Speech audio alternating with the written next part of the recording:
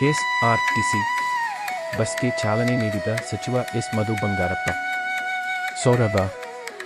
ಸೊರಬ ಕರಡಿಗೆರೆ ಜಂಬೆಹಳ್ಳಿ ಕೇತನಹಳ್ಳಿ ಗುಡವಿ ಬಳ್ಳಿ ಬೈಲು ದುಗ್ಲಿ ಹೊಸೂರು ಸಾಪಗೋಡು ನರೂರು ಎಡ್ರಬೈಲು ಮಾರ್ಗದ ಕೆಎಸ್ಆರ್ಟಿಸಿ ಬಸ್ಗೆ ಸಚಿವ ಎಸ್ ಮಧು ಬಂಗಾರಪ್ಪ ಶುಕ್ರವಾರ ಪಟ್ಟಣದ ಬಂಗಾರಧಾಮದ ಆವರಣದಲ್ಲಿ ಚಾಲನೆ ನೀಡಿದರು. ನಂತರ ಮಾತನಾಡಿದ ಅವರು, ರಾಜ್ಯ ಸರ್ಕಾರದ ಮಹತ್ವಾಕಾಂಕ್ಷಿ ಯೋಜನೆಯಿಂದ ಶಕ್ತಿ ಯೋಜನೆಯಿಂದಾಗಿ ಪ್ರಯಾಣಿಕರ ಸಂಖ್ಯೆ ಗಣನೀಯವಾಗಿ ಹೆಚ್ಚಳವಾಗಿದೆ. ಮಹಿಳೆಯರ ಪ್ರಯಾಣವು ಹೆಚ್ಚಾಗಿದ್ದು, ಸಾರಿಗೆ ನಿಗಮಗಳ ಆದಾಯದಲ್ಲಿ ಹೆಚ್ಚಳವಾಗಿದೆ.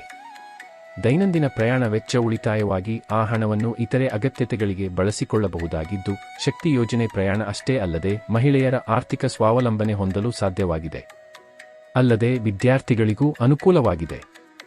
ಜನವರಿ ತಿಂಗಳ ಅಂತ್ಯದೊಳಗೆ ರಾಜ್ಯದ ಎಲ್ಲಾ ರಸ್ತೆಗಳನ್ನು ಗುಂಡಿ ಮುಕ್ತಗೊಳಿಸಲು ಮುಖ್ಯಮಂತ್ರಿ ಸಿದ್ದರಾಮಯ್ಯನವರು ಸೂಚಿಸಿದ್ದಾರೆ. ಹಾಗಾಗಿ ಸೊರಬ ಕ್ಷೇತ್ರದ ಅಭಿವೃದ್ಧಿ ಕಾರ್ಯಕ್ಕೆ ಬಿಡುಗಡೆಯಾಗಿರುವ 50 ಕೋಟಿ ರೂಪಾಯಿಗಳಲ್ಲಿ 45 ಕೋಟಿ ರೂಪಾಯಿಗಳನ್ನು ರಸ್ತೆ ಅಭಿವೃದ್ಧಿಗೆ ಬಳಸಲಾಗುತ್ತಿದ್ದು, ಈಗಾಗಲೇ ಕಾಮಗಾರಿ ಆರಂಭಿಸಲಾಗಿದೆ. ಗ್ರಾಮೀಣ ಜನರ ಬೇಡಿಕೆಯ ಹಿನ್ನೆಲೆಯಲ್ಲಿ ಕ್ಷೇತ್ರದಾದ್ಯಂತ ಇನ್ನೂ 15 ಸಾರಿಗೆ ಬಸ್ ವ್ಯವಸ್ಥೆ ಕಲ್ಪಿಸಲಾಗುವುದು.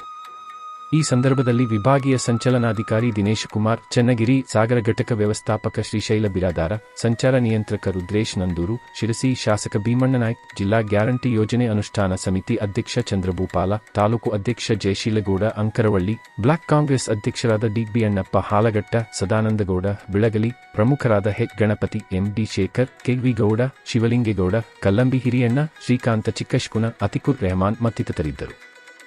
ಸಂದೀಪ ಎಲ್ ಸೊರಬ.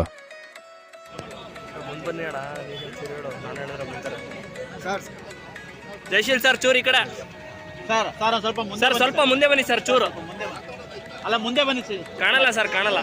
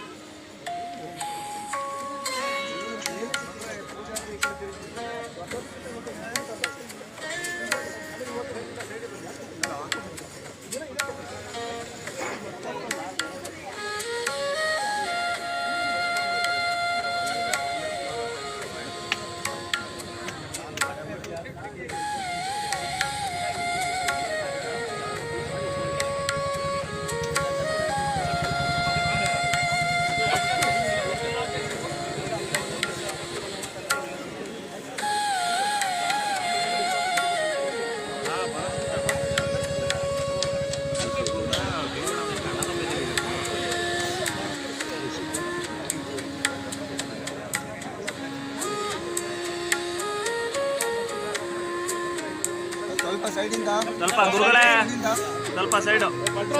ಇನ್ನೊಂದು ಸ್ವಲ್ಪ ಹಿಂದೆ